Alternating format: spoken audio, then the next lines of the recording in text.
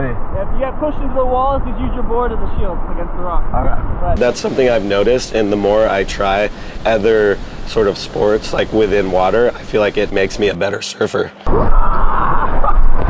And to encourage other people as well, it's like to kind of break that fear. We want to strip the fear away from these rapids in order to actually play with them. This is riverboarding, or at least the latest take on it. This sport was invented in the late 50s and has taken on many different forms over the years. Today, the sport is being pushed in new ways by the Patterson brothers, Tom and John. From the tricks they're doing to the boards they're making, really caught my eye as something new and unique in the world of water sports. This video was made possible by the kind folks at Huckberry. Stay tuned at the end of this video for more ways you can help keep me out there as a creator. Oh yeah, and one more thing. I had lost my voice. So what are we doing, guys? This is the bottom of the first rapid. So this is like a pretty good intro. It's big, but it's manageable, you know? What are we riding today? They're my freestyle riverboards that I've been developing for the last 10 years or so. Yeah, I make them in a shed. I've kind of been prototyping for years, and I've made hundreds of boards, and they're all different weird shapes, and I've been trying to like hone in on what works. And this board's made of scraps. Like I kind of ran out of foam and had a hard time sourcing material for a while there.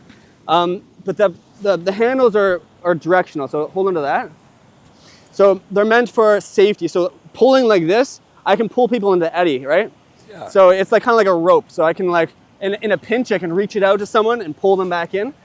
So while riverboards have been around for a while, there are lots of design tweaks that Tom has made to the traditional design. From adding rocker to the nose to knee patterns in the deck, he's made these way more forgiving to ride. And he seems to be having a lot of fun making these out of whatever he can.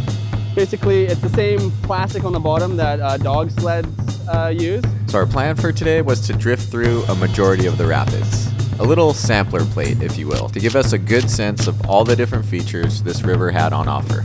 Anything that'll kill you? Sorry? Is there anything that'll kill don't you? go left. Yeah. So we were to stay right here at the beginning of our 7-kilometer drift. After this rapid, our first stop was meant to be a really good feature for riverboarding. Yeah, so you're gonna skip out in this pocket. You're gonna fight this pocket for a second as you edge over. And make sure when you get out there, you have your elbows planted on the board.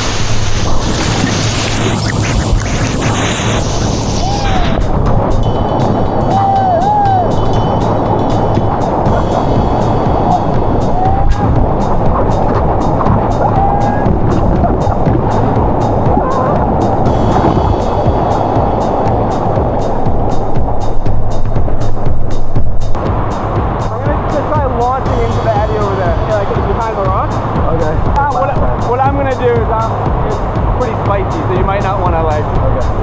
Yeah, I'm asking for a beating right now. Then Tom and John started exploring seams in the river, something I've never seen anyone play in before, or think they were remotely fun.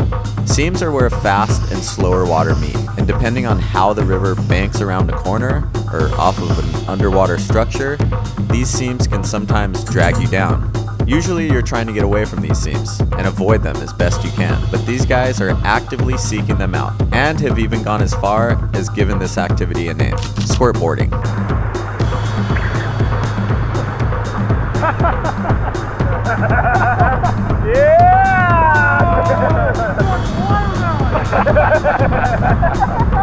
Then the river gifted us a watermelon out of nowhere. Wow. So we climbed up on a rock and ate it. Watermelon rock. Then we jumped off the rock.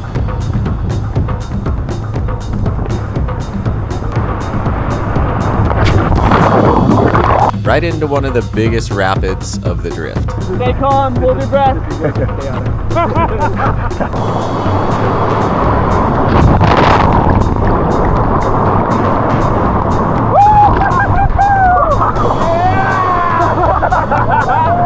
Then we got out to have another look at it from a viewing bridge. Then we jumped back in. Go, go, go, go, go, go, go, go.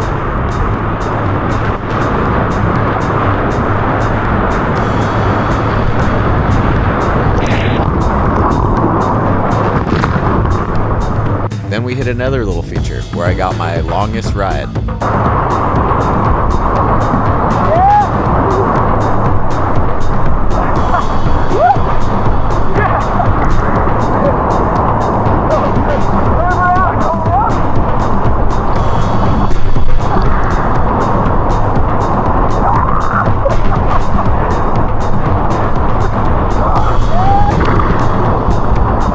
Then we kept playing in seams, all the way back to the end of our drift, and made plans for the next day. Where are we? We're on the side of the Ottawa River, just upstream of all the waves. It's my bus, converted handicap bus that I converted like 5 years ago or so.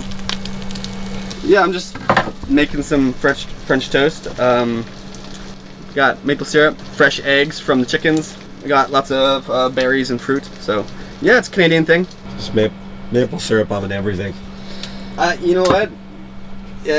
I might fit that stereotype, but I do literally put it in almost every meal. So, like maple and butter is, I'm a little bit of an addict. So. Oh, I'm back in it. What's our plan for today?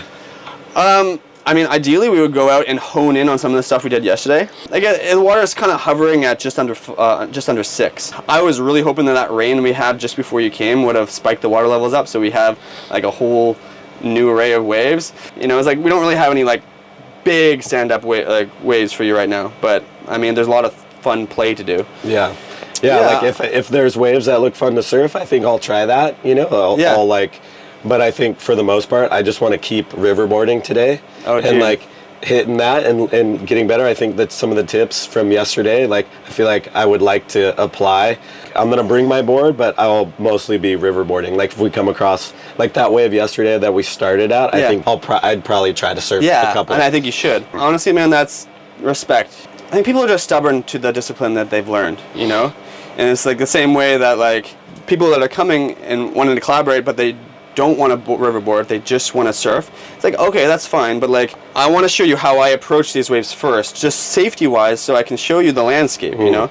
But the fact that you want to come here and actually learn how to riverboard is kind of like I really appreciate that. That's really like I don't like, of course you're a surfer, you know, you're gonna love to surf, you know, but there's so many ways to interact with water, and I think they all can like translate to each other. Like the skills you learn on a riverboard, you can adapt to what you do on a stand-up board, 100%. and vice versa, man.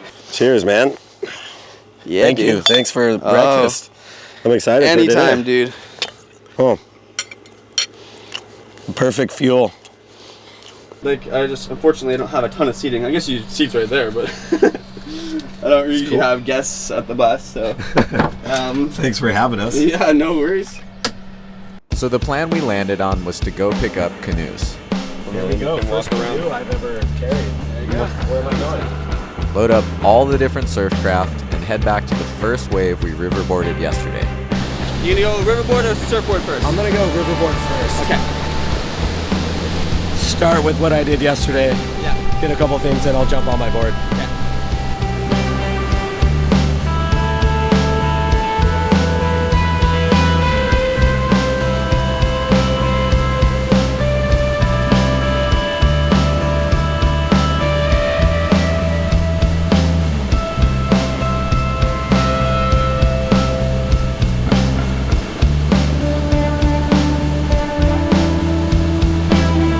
Watching these guys do their thing was truly incredible. They each looked so natural on their boards and seemed like they were really in tune with their equipment and what the river was doing.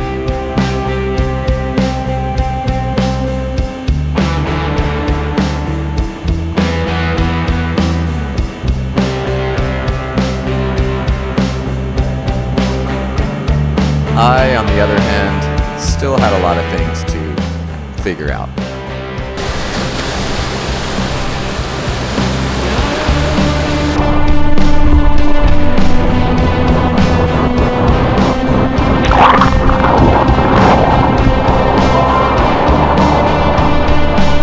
The more you're fighting the rapids and not on a wave, the more energy you're going to be depleting.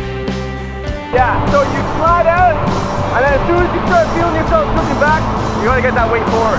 Okay, yeah. And if you feel like a flush off, go to your belly.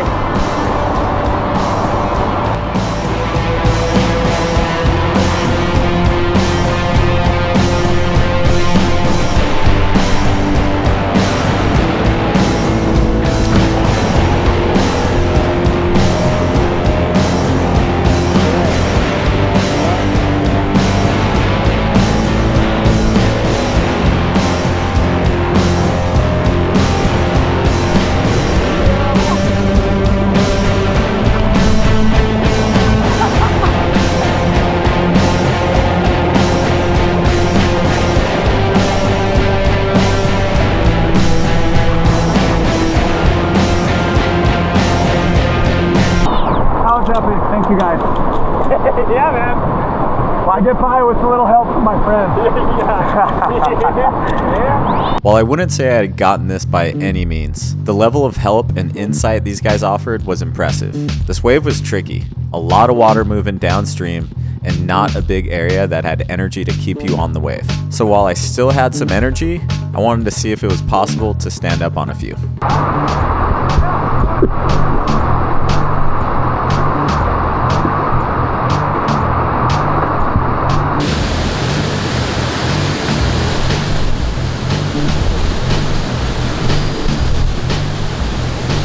What I saw there is that your hand strokes are doing nothing.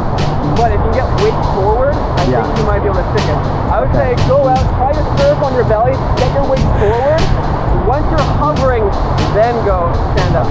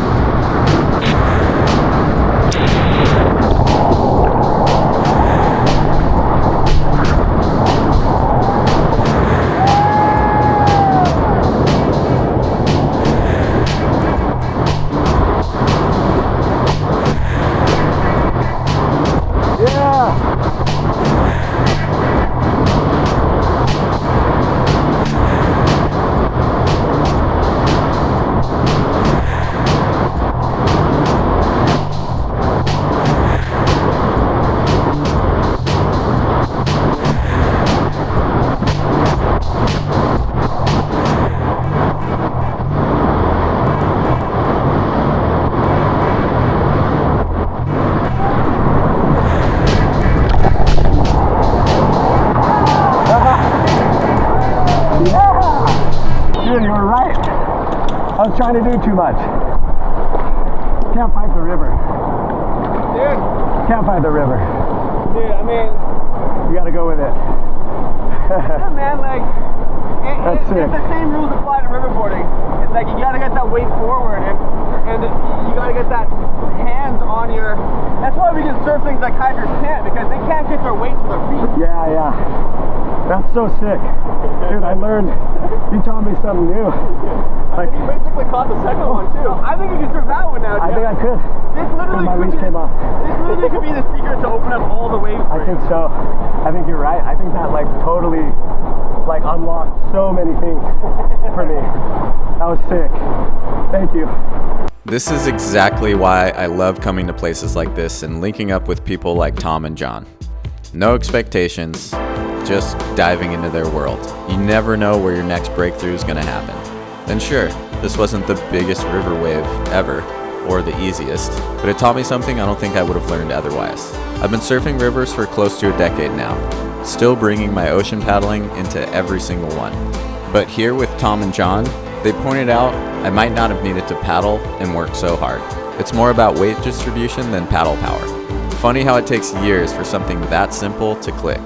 Huge thanks to Tom and John for having us, and to Cindy at the Whitewater Inn for an amazing stay. You can book a stay and or a session with Tom at whitewaterin-beachburg.com. This video is supported by Huckberry. If you want another way to support what I do and upgrade your gear, you can shop my curated picks on their site through the link in the description. In this video, I was rocking the Relwyn WindZip jacket, the 72-hour merino t-shirt by Proof, and the Stretch Selvage Denim HB Straight Leg Pant by Flint & Tinder. When you shop through my link, you're directly supporting me and everything I create. So, thank you. Okay, I'll stop yapping. See you next time. I was like walking the shoreline at night with my headlamp, and I like literally almost stepped on an otter, and then it dove into like whitewater, and I was like, okay, this guy is traversing whitewater in the middle of the night, like calmly. And I'm like, they're feeling something that we're not, you know. And I'm like, if I get good enough at squirtboarding, maybe I can feel a little bit of that, you know.